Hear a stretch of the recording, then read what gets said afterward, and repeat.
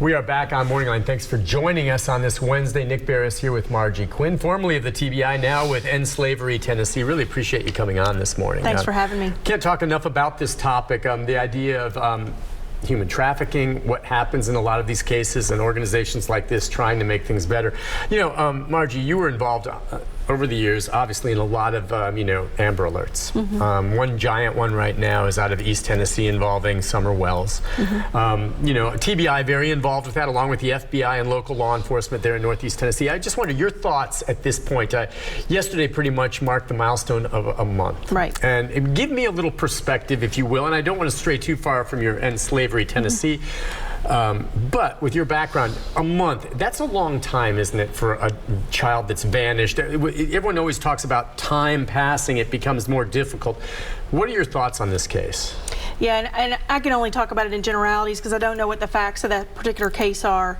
But I was the Amber Alert coordinator for the state for 11 years. And rarely did we see trafficking and child abduction cross paths. Okay. So that's not what it's going to be. If a child is abducted, they're abducted for the purposes of sexual assault.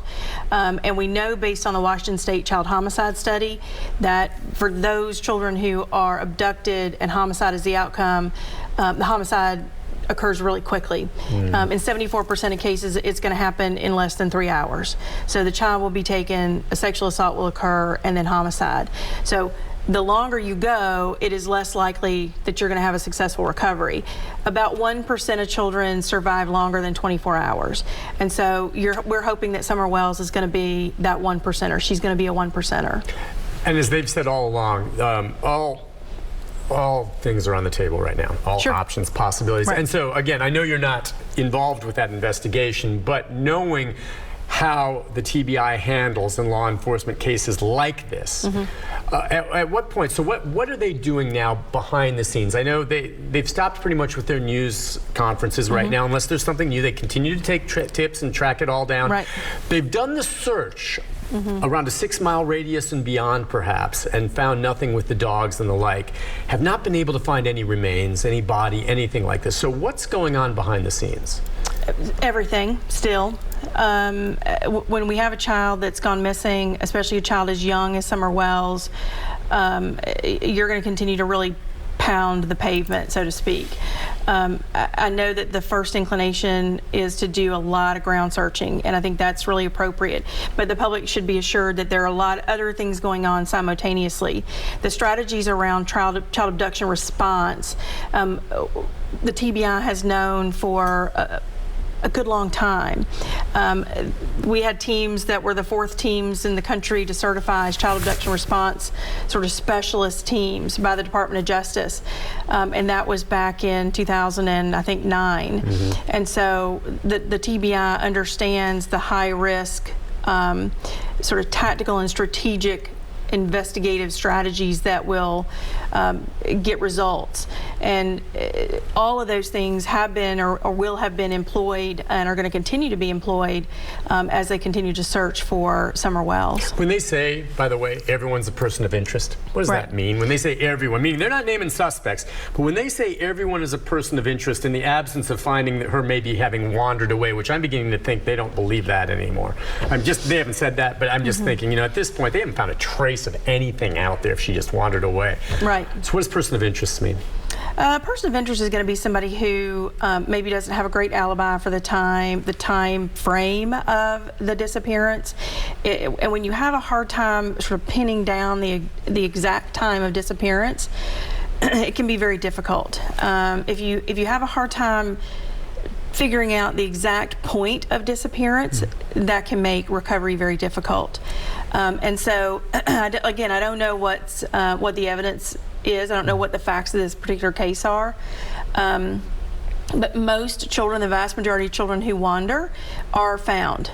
They are found at some point. And so I can think of a number over the years that I was involved in where you'd go 2 days, 4 days, 5 days. Noah Chamberlain out in West Tennessee, it was a 3-year-old that wandered off from grandmother. Found. It took us, I think it took law enforcement 5 or 6 days, 7 days to find him. but he was found. But I think there's always this idea that maybe they were abducted, maybe they were being trafficked. I know in the Holly Bobo case and other adult teenage cases, that's always the public's first thought is they've been abducted and trafficked. People are going to traffic young people are not going to abduct them. It brings too much attention. There's tremendous amount of attention. So if Summer Wells showed up on an internet site, or this person started advertising Summer Wells, you know, for sexual purposes, there's a high likelihood that they would get turned in. They'd get somebody make a call to police. Right. So there's too much heat. So that's just not the way it happens. That's not the way trafficking occurs. But I will tell you that I have full confidence in the TBI. They will get to the bottom of the case, and they will be on it until it's concluded. And does this also entail, will they question folks? You know, interviews, and then will they do it again and again? And do they look for inconsistencies? Because in a lot of these cases too, aside from abductions and the like, someone close to it, be it a parent, a neighbor, a relative, or something like this, could have been an abuse case where they went too far and killed the child, a la Joe Clyde Daniels. Right. And then they dispose of the body. I mean, that's a possibility as well. So when you're exploring this, and the family's been cooperative, they haven't hired any lawyers at this point. You know, there's no indication they've been named as suspects, but are they questioned? Would they be questioned more than once potentially, separate from one another? And I know you don't know what happened here. I don't know. But in general, in cases, if you were involved in a case now, would that be how it would go about? Would you try to question them as long as they were willing, and then maybe go back to them a few days later and ask them more and see? Of course. Every time you have a new theory, or you have a new piece of evidence, you have a new tip, potentially you could go back to various witnesses, to parents, to family members. It's possible that if the children that were in the house with her are old enough, they would have been forensically interviewed. Neighbors are going to be interviewed. Sex offenders in the area are going to be interviewed. Anybody with a likelihood to have committed this kind of crime is going to have been interviewed, is going to be sort of on the radar. I saw an interview yesterday with Assistant Special Agent in Charge, Shelley Smitherman, and she was talking about, and again, she was talking from the standpoint of, in most cases, within the first 72 to 120 hours, you are going to get that little kernel of information. Something's going to cross our path in law enforcement that would lead us to solving the case.